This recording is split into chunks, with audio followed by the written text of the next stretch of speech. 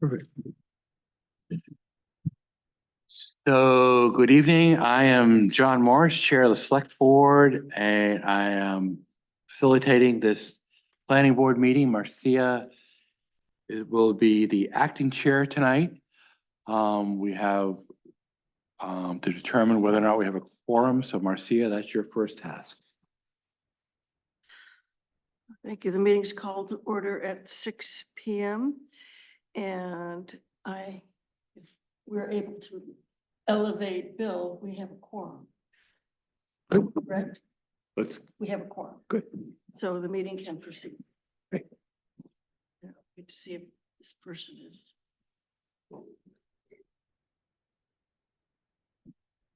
You have a super quorum. There we go. So, Hey, Brian. the second order of business is approval of the meetings of September 18th as amended. Do I have a motion? Motion to approve as amended. All in favor? Show of hands. The motion passes. No, you're a voting member. No, you're fine. You're perfect. And secondly, the old business, we have approved the conservation subdivision checklist, but it is not yet up on the website. So I know we're in transition with a new information officer, so I will remind that person. And I also noticed that the application form needs amending as well because it refers to the minor subdivision. So Becky did mention to me that the information officer would like to revamp the website so that things are easier to find. So I think that should be a task for us, not tonight, but later, to just figure out how we're going to make it easy for our clients to find the forms that they need. And they have you, the planner, to work with them, but the website is going to be there for probably their first place to choose. So that'll be a task that's delegated to the IT person, and she will come to a meeting and talk to you about, you know, what it is you'd like to have and you know, probably a workshop, okay? So she will let her do that. Give her the information and let her do the design, okay? Right. Next item, new business, a discussion of short-term rental and other ordinance priorities, which I'm happy that John is here tonight to help us sort through that. Absolutely. Do we all have some copy of the short-term rental? It's called the ordinance draft. This is prepared by Tom. We're all set. If anyone in the audience would like to.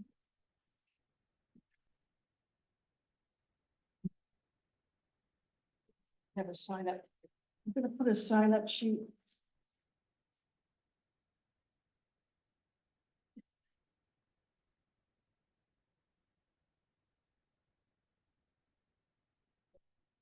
Thank you, Christine. So the select board is the engine which is driving this particular process. So the premise is that there are short-term rentals in Pownell that are undeclared and that we need to somehow figure out a way to make a fair and equitable way for short-term rentals to be regulated. There are currently 3 or 4 new propositions for home sales that are strictly to be turned into short-term rentals. The only reason why we know this is because it came to the board to see whether or not there was an ordinance or a policy created to regulate. So the select board is simply trying to figure out a way to make sure that short-term rentals have complete code compliance with every other building in the town, that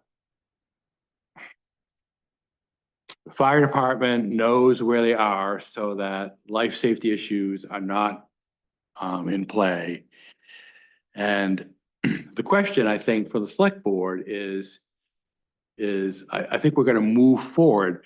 The question becomes whether or not this should become an ordinance, which would need to be approved by town meeting vote, or whether or not this would be a policy that would be regulated by the code enforcement officers, and the code enforcement officers would have inspection requirements on a yearly basis.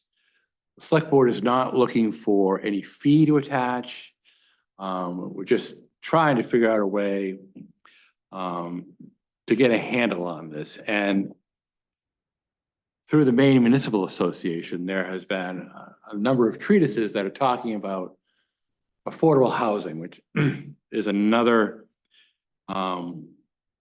white elephant, pink elephant, whatever kind of elephant. But the premise of these particular articles is that housing stocks are diminished as short-term rentals take over available housing stocks. Now, Pownell is a little bit different than Portland or Lewiston, but still the same premise applies. And that's where the select board is trying to get a foothold to try to figure out what to do with this. So I'm here to entertain questions on the desirability, the planning board's perspective on whether or not this particular item should be an ordinance or a policy. Does everyone understand the distinction between? We okay with that? So I'm open to any questions. Sorry, I missed the last meeting. I'm here to try to gain redemption. So with the between the ordinance versus policy, which is easier to enforce? That's a great question. So an ordinance is particularly difficult to enforce, since within the ordinance, you need to create an enforcing agent. A policy would be directed by the select board to be enforced by the code enforcement officer. So an ordinance can direct enforcement by the code enforcement officer, but requires a couple of other steps, including a connection with the Cumberland County Sheriff's. I'm not sure is feasible, since our coverage with Cumberland County is fairly, I mean, they do a great job, but that would not be high on their priority list.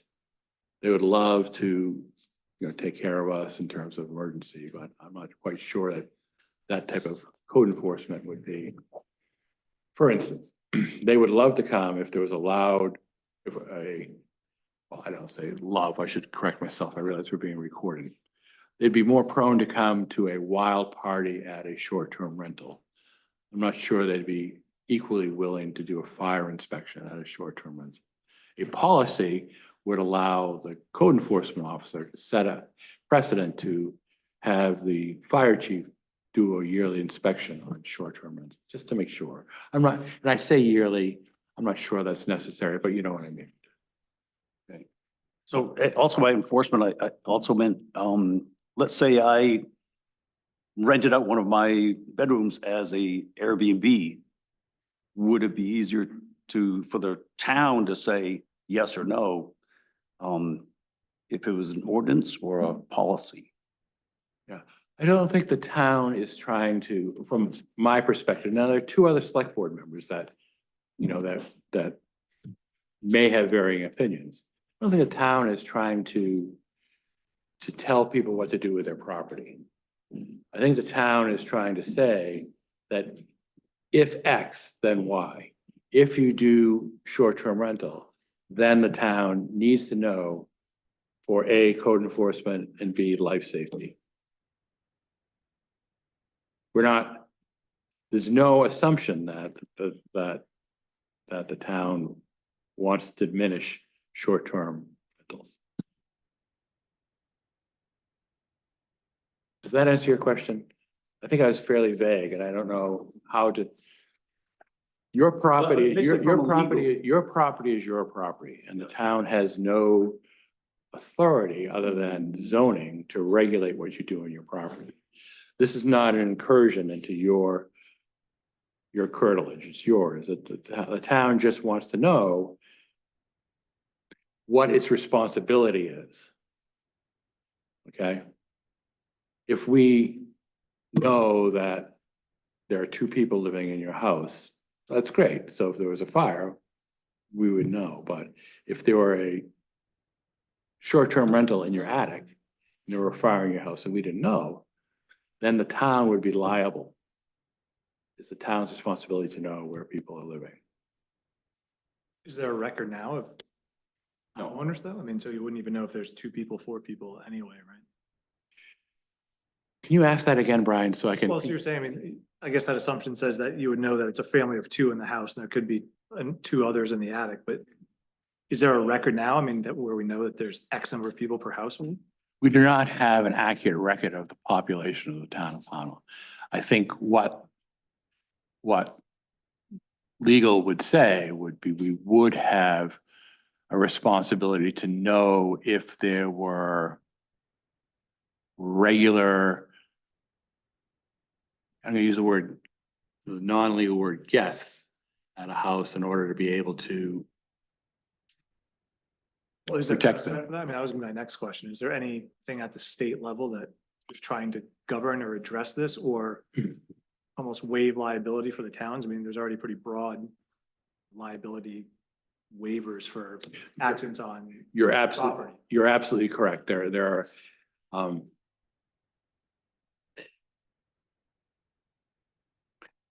there is, we're trying to stay ahead of the wave. There is rumblings that there will be. I mean, we can only imagine what the state will do. South Portland is the genesis of attempt to regulate short-term housing because of life safety issues. I think municipal governments tend to play follow the leader. So we don't necessarily, we're not obligated, to answer your question, we're not obligated by state law to do this. May or may not have liability at the municipal level. Correct. Well, and that, so I guess that kind of gets into the code compliance. I mean, the IRC and like the IBC that are referenced here, is that sort of what the standard is already for the town? I mean, because this is, I mean, smoke alarms, carbon monoxide alarms, I can see that. But when you start getting into hardwired emergency lights, I mean, that's more going into commercial building code. That's correct. That's the, I think the benefit of a code enforcement or a policy. What we'd like to know is that if someone had short-term rental in an attic, that they'd have smoke alarm up in that attic. Right now, we don't know. And there's no reason to do it other than common sense. Well, I mean, maybe it should be more tied to existing code enforcement that smoke alarms, it says, you know, each bedroom. Right, so I mean, that has to be classified as a bedroom, so be more along those lines, I mean, and maybe not necessarily overstepping into commercial code. There- but it no, might no. Be a precedent. There's no, unless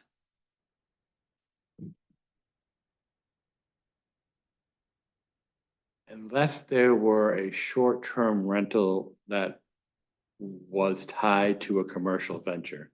And I can only mention, because it's public record, that there is a wedding venue in town that has a rental unit in the residence that is not inspected.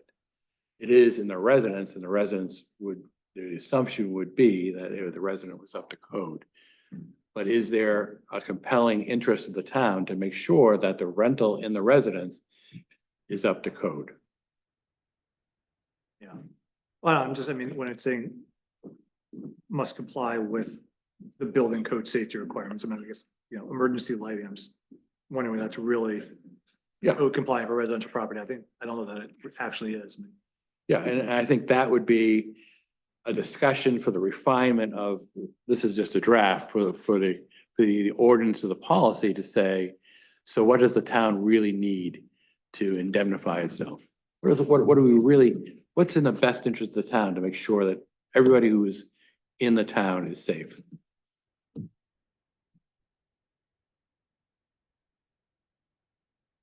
yeah, I mean, I understand the concept. I mean, Yeah, just, okay, I'm just looking to you to, yeah, and I get, with ADUs coming, I can see a lot of those really being used for short-term rentals like this, where Mhm. it's a quasi guest house, but you're renting it out most of it. But do you really want it to look like a commercial building with exit signs and, big backup lights in all the rooms? the aesthetics are not part of the issue, but No. what may be part of this particular ordinance or policy is, and you can anticipate this, is, so what is the nature of impact fees for ADUs? What would be the nature of impact fees for short-term rentals? Should there be impact fees on short-term rentals?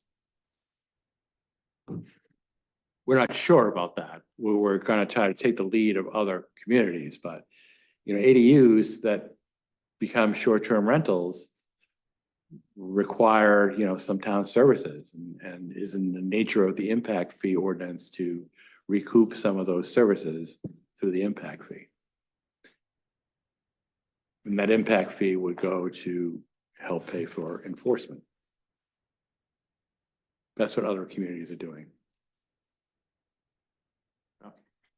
To piggyback off Brian's comment a little bit, I'm just a little confused because this policy seems to define a short-term rental as only being in a primary residence, where especially with the coming of ADUs, it seems like that's part of what we would want to address. So is this still in draft form? Absolutely, that's why it And, says DRA. okay, and I think that's my only concern with the difference between a policy and an ordinance is really making sure the town is aware as we can make them. By paying attention to the select board minutes, by all of those things that I think with an ordinance, there's a little bit more public awareness, and with a policy, just making sure the town is aware as much as we can make that happen. Absolutely, Ms. Hayes. So a policy needs public hearing, All right. okay? And a public hearing can go on forever if there are amendments to the public hearing. The benefit of a policy is it gives the town far more flexibility, because something may happen, particularly in the state level, that the town could adjust through a select board meeting. An ordinance, once you pass it, you have to wait till the next town meeting to revise it. And, which may be the right way to do this. We're not sure. We came to the board so we could have a discussion to see what the board thinks. So, Can you just go through the process again of a policy? Because I understand there's a very democratic process for an ordinance, at the town meeting.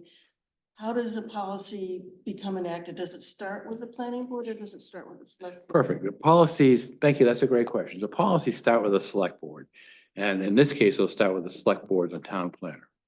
So, given guidance from this meeting, the select board will go back and sort of refine this draft ordinance, this draft document.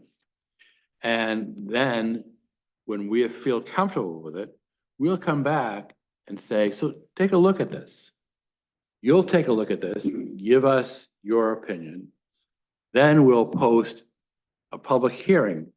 So, and that public hearing will be you know, just like any other public hearing, be available to anybody who wants to weigh in on this.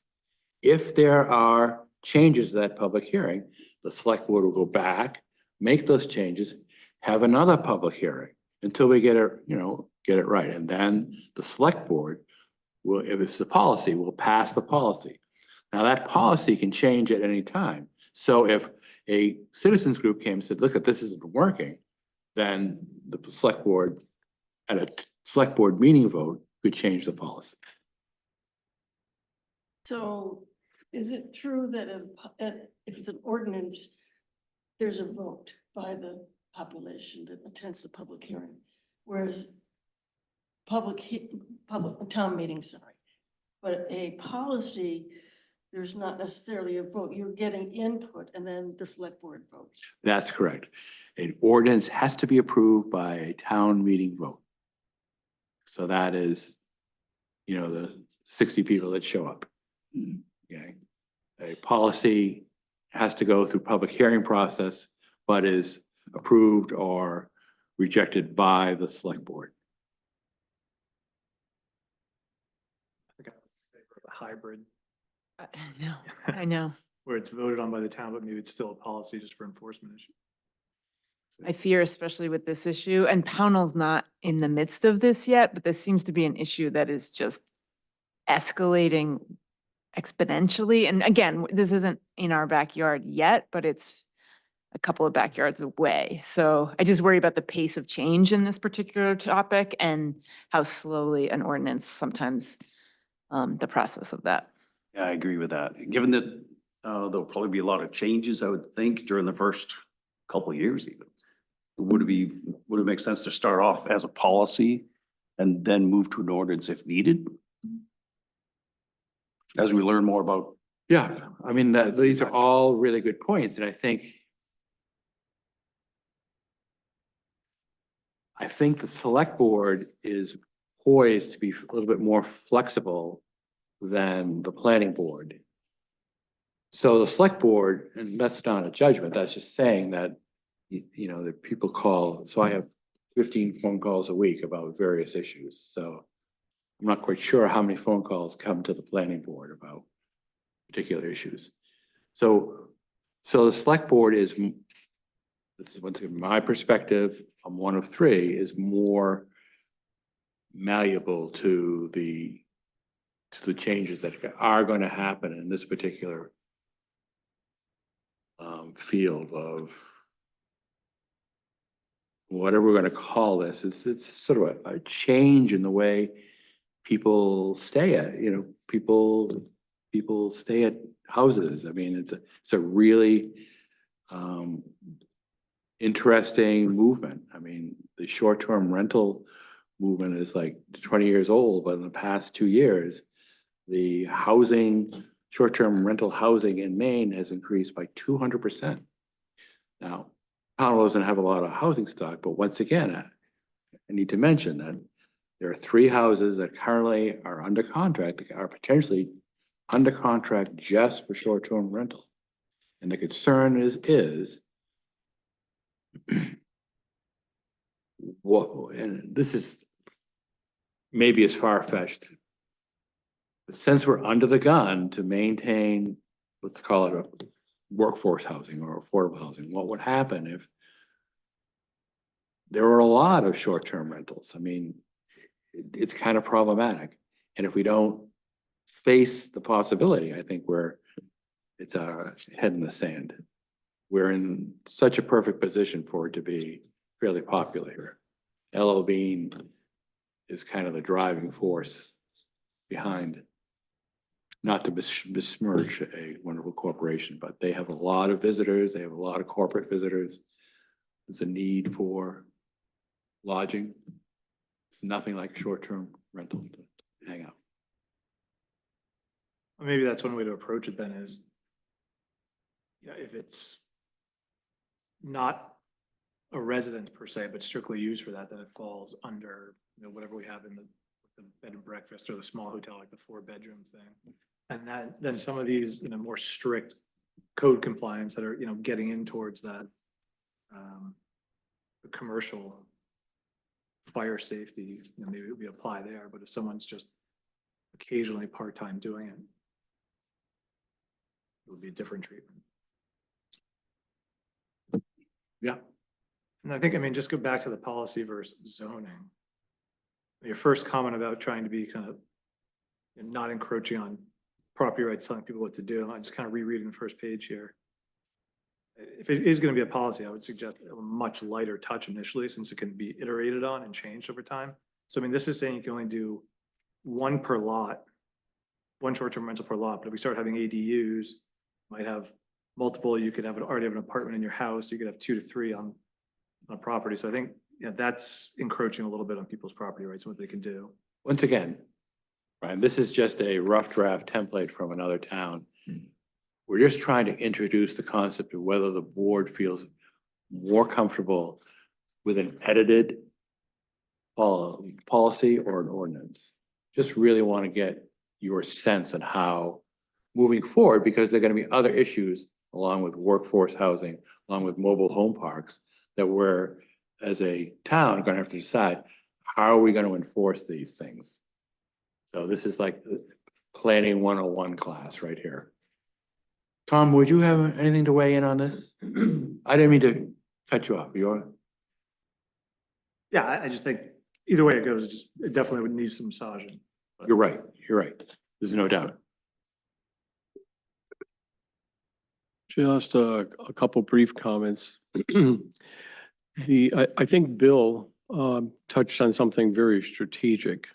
The ideal situation in this particular case is to create it as a policy and build on it. This draft can be reworked, and I think that's the whole purpose, is bringing it to the planning board first, making that decision. Do you want it as part of the land use ordinance or policy? We can build on that policy, and I very much appreciated your comment, Bill, that that's a good starting point. We can also adjust standards as long as I think they didn't infringe upon life safety. One of the driving premises behind creating a short-term rental ordinance is life safety. So this might be a perfect input from the fire chief at this type of scale versus an inn. An inn has to go not just through the local fire chief, but through the state fire marshal. So the standards are much more rigid than what you see in this 4 pages. So I think that's a good starting point. My recommendation would be to start it as a policy and then build on it. And that gives you the ability to do some testing and what's working and what's not working. I'm not sure if it's been brought up or thought about yet, but we're seeing a growing trend in York County, particularly with contractors who are doing that very thing. They're buying houses so they can house their out-of-state subcontractors and be more efficient with their work. But at the same time, a lot of houses that have been on the market are now housing inordinate numbers of people in one home that provide contracting services that are absent currently in York County. So life safety, I think, is your critical thing that we want to pay attention to.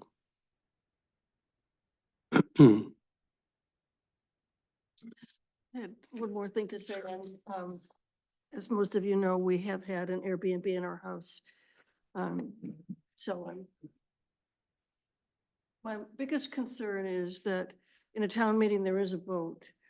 And in a policy there, will residents feel like this has been pushed down their throats or railroaded through. But I also understand the perspective of the select board that safety is paramount.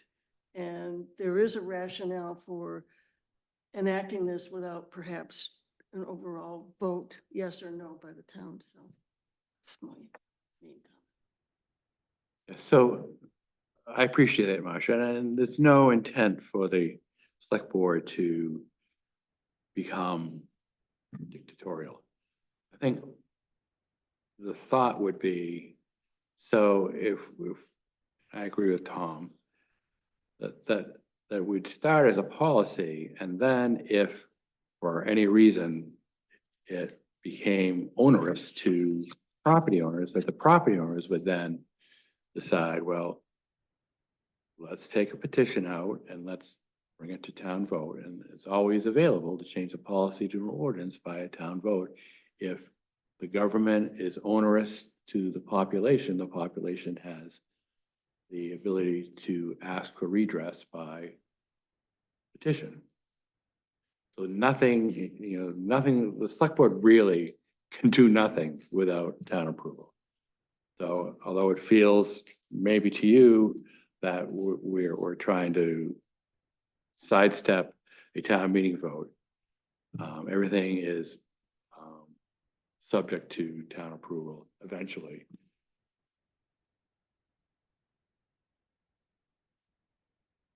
All right, does anybody have anything else to ask me, or I think I'm going to take your thoughts back to the board, and we will then come back with a much more refined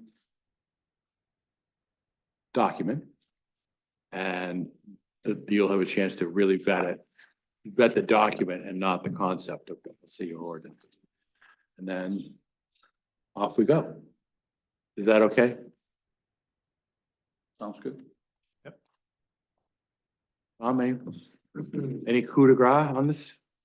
Just one last thought, it might be helpful either to bring this to a workshop or to have one person representing the planning board that can sit down with me, and then we go through it segment by segment, make some improvements, refine it, and then bring it back to both boards.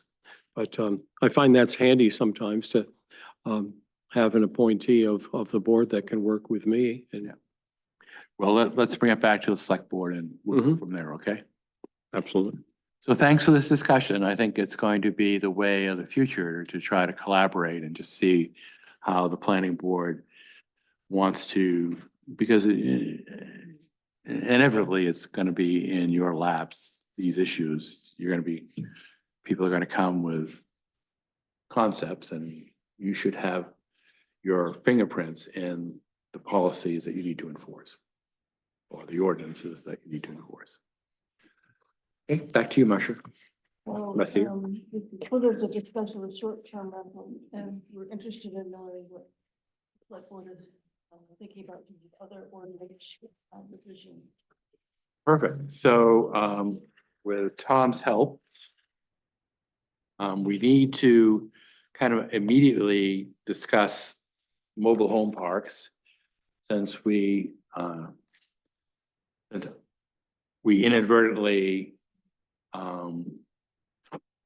designated a mobile home park overlay that was the Elmwood Road property to a land trust easement. So we need to develop some kind of language that allows mobile home parks in some part of town, and it cannot be town-owned land.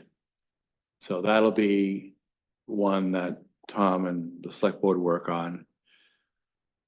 Tom, you want to sort of tap dance into the next one, or you want to let me do it? You kick it off and I'll jump in. Okay.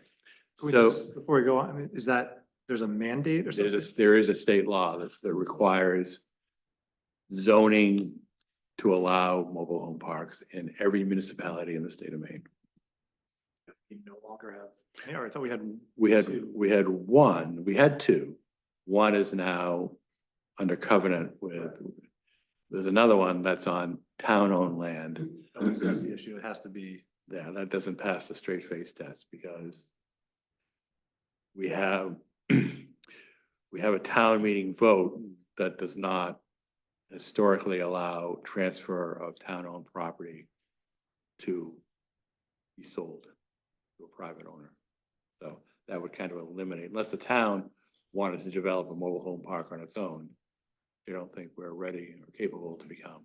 That's a weird position. So then the mandate that someone's private property is now suddenly No, zoned. no, we're not gonna pick Snowfield Farm. It'll need to be part of a zoning overlay, so, rural district A, rural district B. We'll just say, we'll have to say, this zone is mobile home parks are possible in these zones Or zone, or new zones. zone C, that's X, right? Yeah. Absolutely. Yep. Any other questions about the mobile home parks? All right. And I want to be delicate about this one. The next issue is going to be housing affordability. That's driven by LD 203. I think the town has a golden opportunity after passing a conservation subdivision to ordinance to incorporate some affordable housing codicils within that ordinance. It could be it could be a template for other towns. Tom and I have talked ad nauseum about how to address workforce housing, affordable housing, however we want to say it. In this town, it is an issue. It's an issue throughout the state of Maine. So I think the town planner and the select board are looking very carefully into how we can make the town more available to some of its residents and residents' children to be able to live here. And other people, I mean, it can't be exclusive, but kind of the premise of the Commonwealth of Pownell would be that we can be as diverse as possible with our children having an opportunity to perhaps live here if they choose. Tom?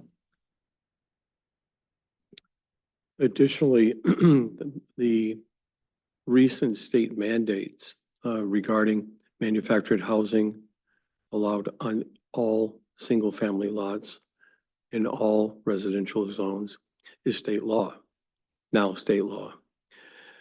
So it's advantageous to designate if there is a specific second tract of land.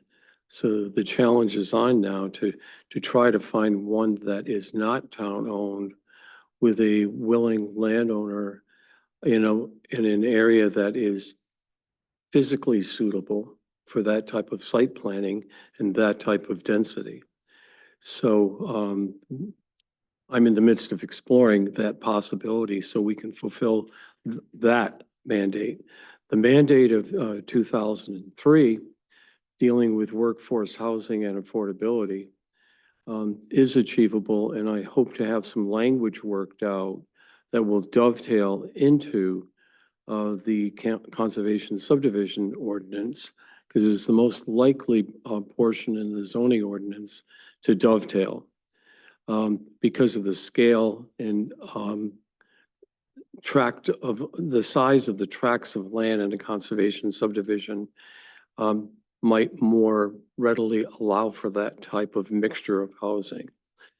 So I'm exploring that language so that it, one, fulfills the state mandate of which all communities in the state were to have complied by July of last year, of this year rather.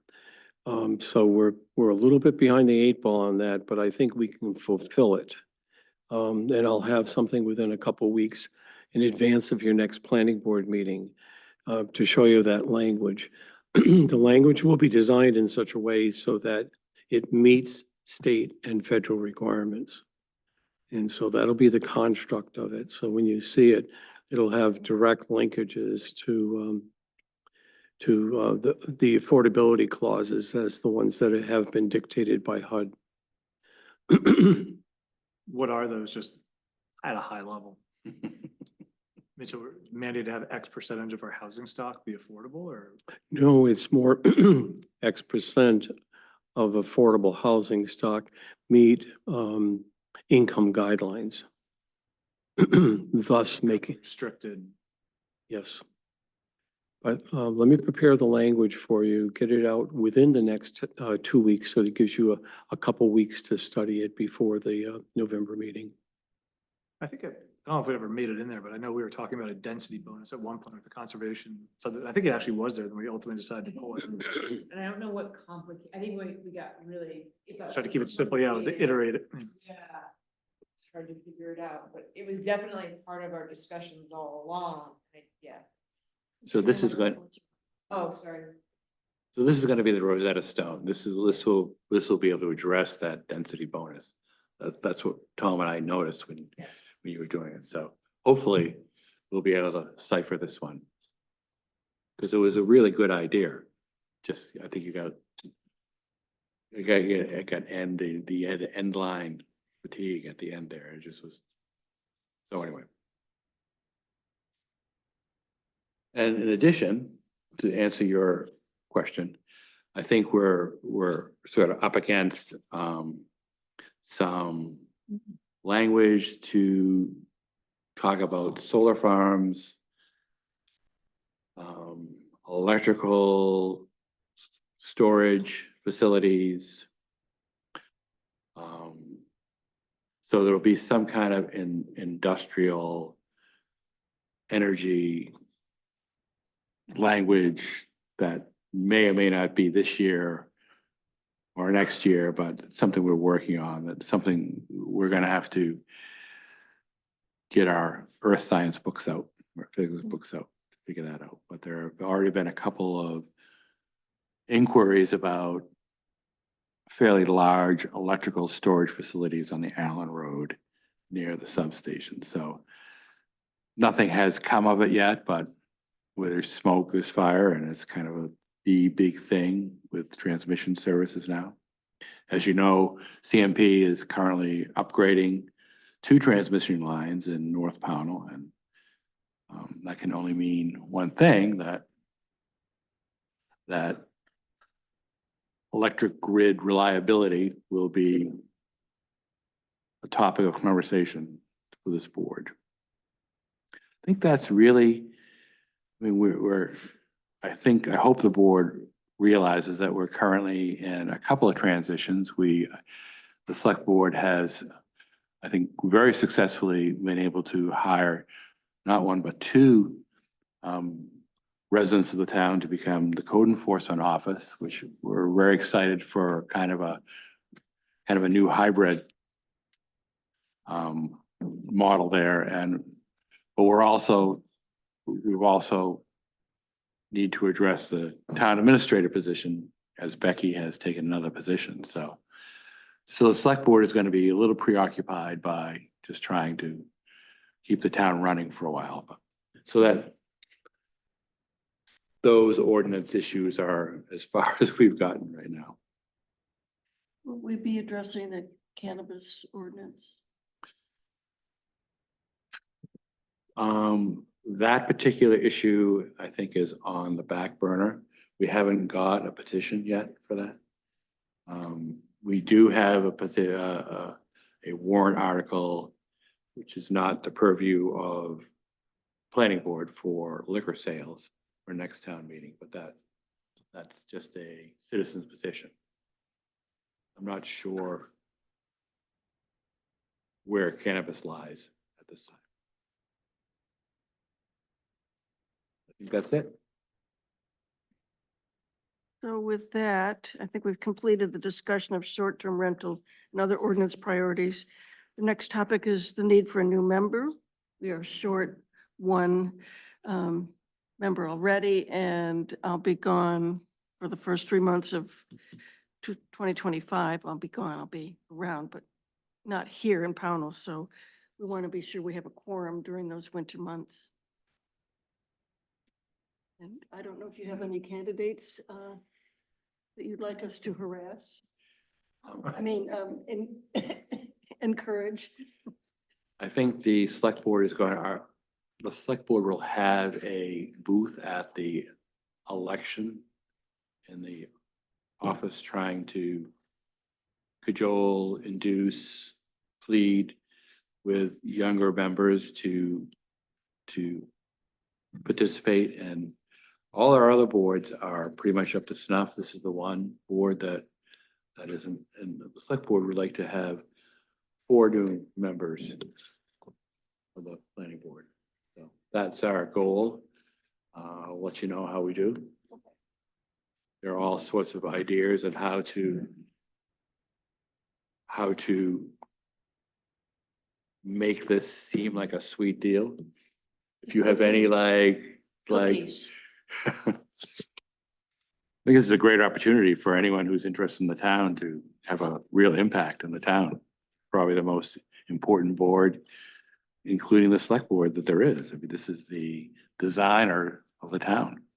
I wouldn't know why anybody would want to spend 4 hours a month just sitting around with friends, having discussions about the future of the town of Pownell. Okay, thank you. You're welcome. Now we are ready to hear our update from our town planner. Okay, I'll be brief this evening and bring you up to date on a couple of things that are happening. Some of the board members have been asking about when the exploratory well will be drilled, and that's hopefully going to start. The process will start on next week, October 23rd. There'll be a series of investigatory wells that'll be drilled in the area of the Knights Pit, which is off of Libby and Elmwood. That's the target site. And hope at your next meeting to have the outcome and the results of those particular drillings. So it's going to happen soon, next week. We've talked about the affordability component. As promised, I'll have that to the board within the next couple of weeks, some draft language. I've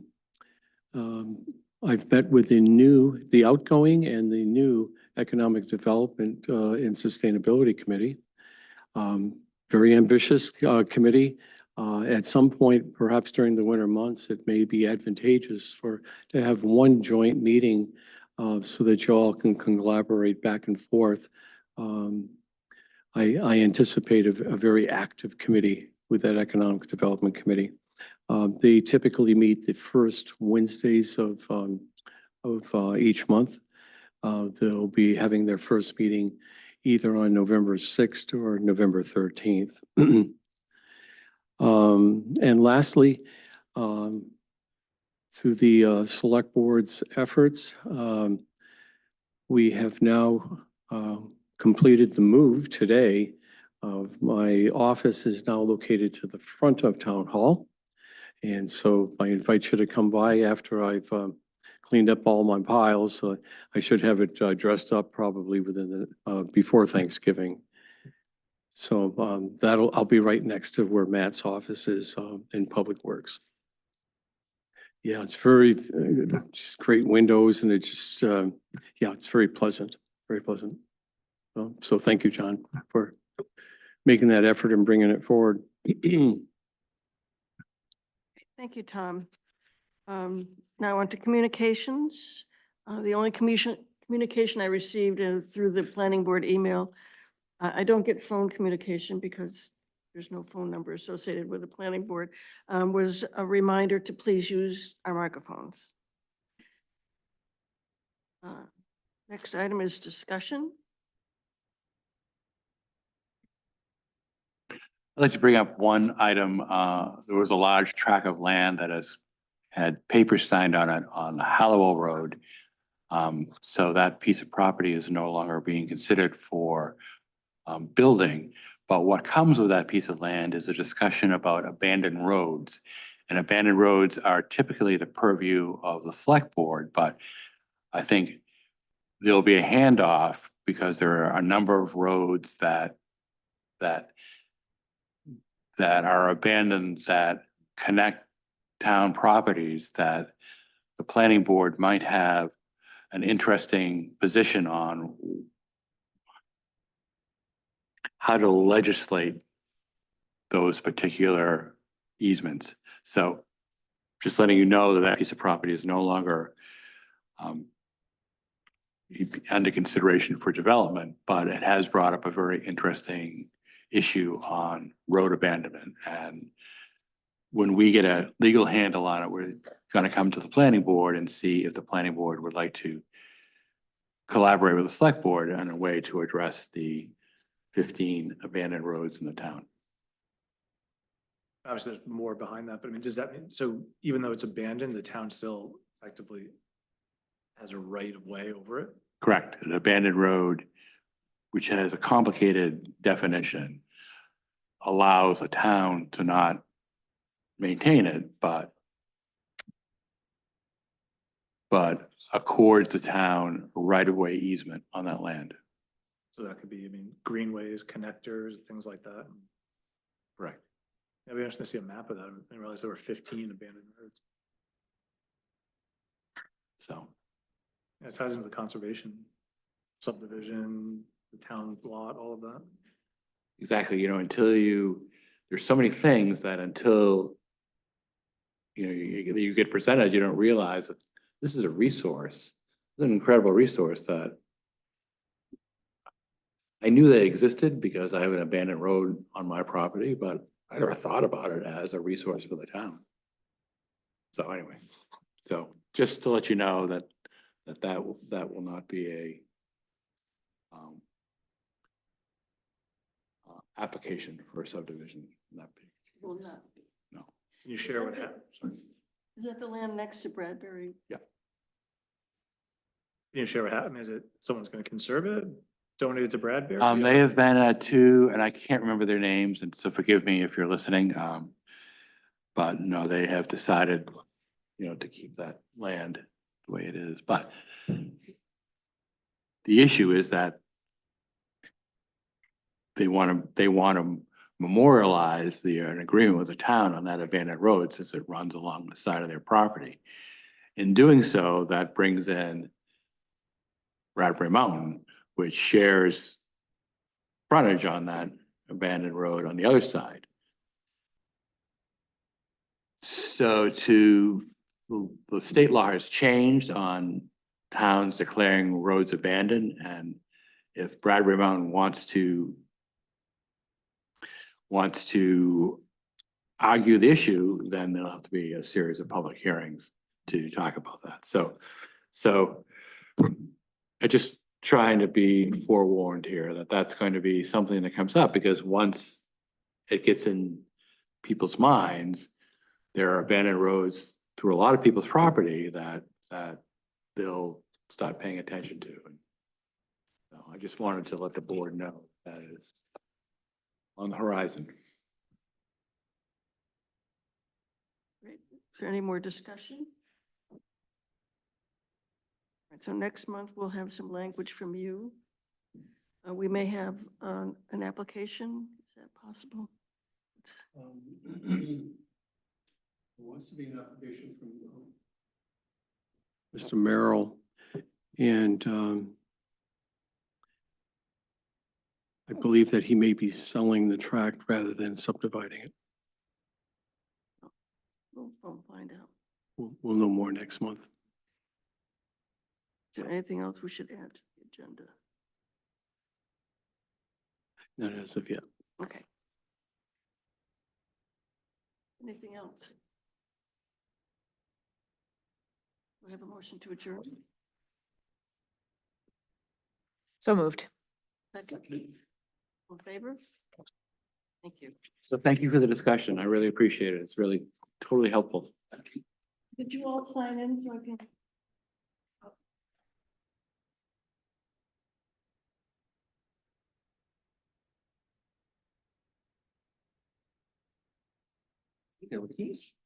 She made it look so easy. Yeah.